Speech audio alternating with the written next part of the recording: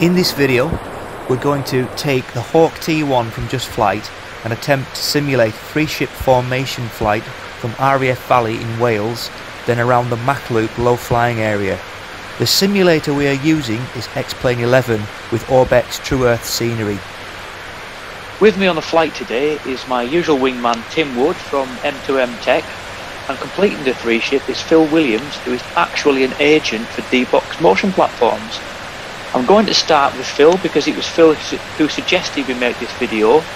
Phil, what's your association with the MachLoop? You clearly know a lot about it, which has been quite helpful for me and Tim.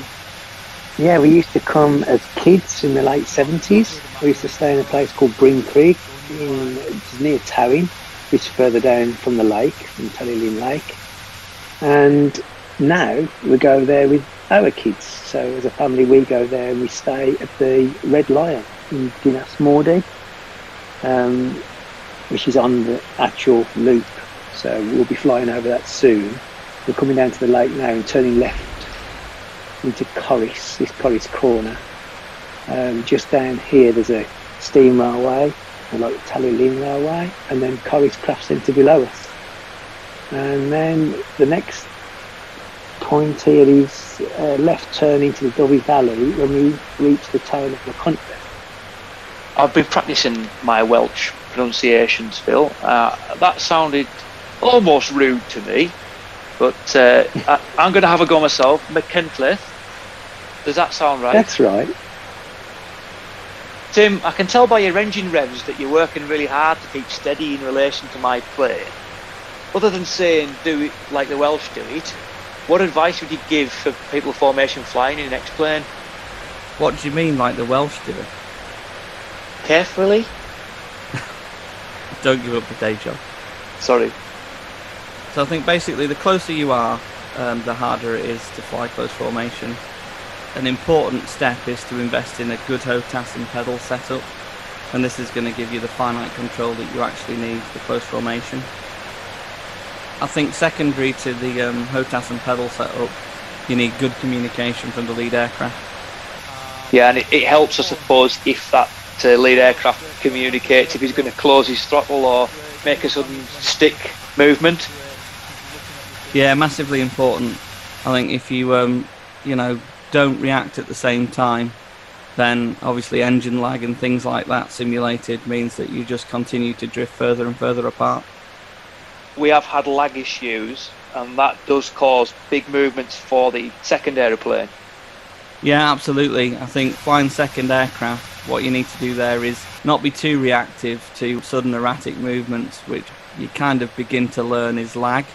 And then obviously by the time the systems have caught up, generally the aircrafts are where you anticipated they would be. We're coming up to a fairly prominent left turn here on the Mach Loop called Dinas, and I believe you've stayed here before, Phil. Yeah, this is where we stay. There's a pub here called the Red Lion. There's some fantastic shots and videos from Jason and Ali, who during lockdown they're providing videos from their gardens. That's how good it is there. Brilliant. And you can see from the Red Lion, you're out there having lunch and the jets come straight over the top of you. It's fantastic. Well, what I'll do is I'll put a link to that in the comments, Phil, that video feed, and then people can have a look at that. And we've just gone over the Bwlch then, coming back before the cross foxes. We came in from Dalgetty, that on the right there, and now coming back in towards CAD, where more photographers are. On the left is CAD East, and on the right is CAD West. Obviously, morning shots, afternoon shots, these photographers really take the light into consideration. So this is looking back now to CAD West. This time we'll go straight out over the lake into the exit and out towards Brincrigg, where we used to stay as kids in the 70s, have the F111s rattling the caravan at 7 o'clock in the morning. What an awakening. Yes, it was fantastic. And out through Towing and out to sea. Another great shot of you working hard here, Tim. It also looks like you're fighting a bit of multiplayer lag though. Here we are coming up to Llanbedr, which used to be a target towing base that flew Meteor jet drones back in the day. Yeah, that would be a great job. That's like simulators, isn't it, really? Sitting in a base and then flying your jet from your joystick. Like, it is, yeah. You know. What was your first flight sim that you ever did? My first flight sim was one with an F-15 on it. And God, I've got to think back when it would be now. Probably about 1987, 88. And it was on an Atari 800 XL. And it had a fighter pilot, that was the one. Yeah. It had a tape deck. That was the company that made it. Yeah. The computer had a tape deck. It used to take half an hour to load, and then once it had loaded, you had to go away and do something while it was loading. Once it had loaded, it had this thing called a lens lock. It was a plastic thing that you looked through, put it on the screen, and you had to decode 2 jumbled up letters and numbers. I remember that. And if you typed it in wrong, that was it. You had to load it again. You couldn't play it. Yeah, you couldn't play it. Yeah. I know. It's mad, isn't it? Retro anti-piracy. Well, I was flying simulators on the ZX81. I think it was Night Flight and Cyan Flight Simulator, then Spectrum, then the Amiga, then the with X-Plane, which was Apple at the beginning, and now it's PC. Amazing how far we've come now with this VR. Incredible. It is. We've come a long way, and me and Tim are flying here with VR. But you've got your VR, but you've also got your motion platform. Now, have you recently flown without the motion platform, and does that make you feel sick?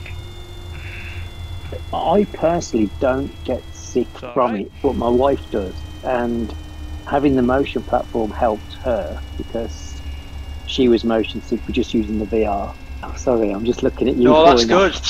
Obviously, it's not a good idea to stand on your seat after you're climbing out your jet at the end of a flight, as we can see here in this shot, as I try and peer into the back cockpit.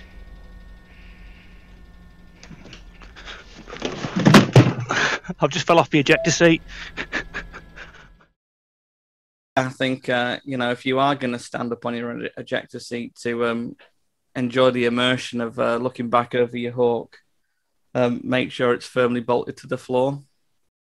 I just stayed with the seat as it went over. From my point of view, at the time it was a little bit like, oh my God, you could have like broken your neck or something. When you see where I fell,